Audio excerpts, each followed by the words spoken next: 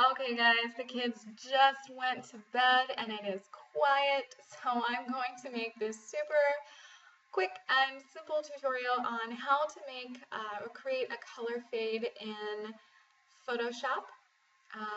And it's also kind of like the creamy, hazy, matte vignettes that you see around some of the images these days.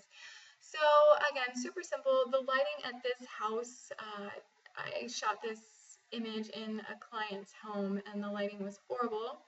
You can see the before, very shadowy and harsh lighting. So I just fixed that up super quick, and now I'm going to show you how to add the fade. So I just clicked on my little half circle bar here, and I'm going to click on gradient. Okay, so the last color you clicked on with your eyedropper tool is probably going to automatically show up here. That's fine. We're going to change this to our specific settings. So I'm going to click on linear and change that to radial.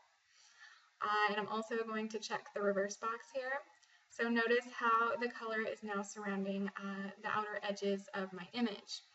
Now you can play with the angle and scale to create a fade that really fits your image. I usually like to bring my angle down to 40%.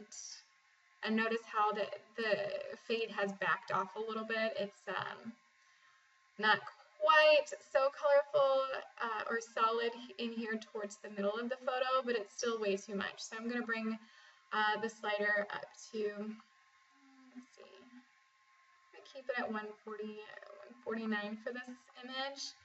And now I'm going to change the color. So up here at gradient, I'm just going to click on the box. And I'm going to double click on this left bottom slider. Okay, the left bottom slider controls the outer color, and the right bottom slider controls the color that's more towards the inner part of the circle or the vignette. Okay, so this is, you can grab your eyedropper tool just to sample colors of that are already existing on your background, and I'll do that, and then I'll just drag that color down and make it darker for a nice fade. Or you can just blend it in if you're using, if your photo is a baby posed on a blanket, maybe. So I'm going to press OK and click here on the other side and just make that a little bit darker. If I decide to change it later, it's actually super simple to do that. The last thing that I'm going to do is take the top right slider and bring it into 60. Notice on location it says 60 right there. So obviously it was making my image really hazy. And again, you can definitely keep that look and just wipe it off the layer mask. In the end, these settings are just my settings for this particular photo. You can always play with those and see how much the fade affects your image. So I'm going to press OK.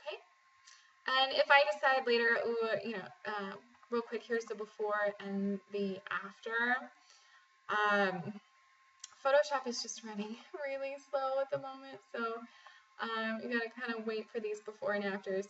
But if I decide maybe the color is a little bit too dark, I can just double click, bring that up, and change my settings there. I can also click on my layer mask, which is the little white box next to your layer. Select your brush. If you don't see it, just right click there and you can click on your brush. White reveals and black conceals. So I've got black set as my foreground color, and I can just click here to switch between. If I had any haze over his head, maybe his shirt down here, I could easily remove that.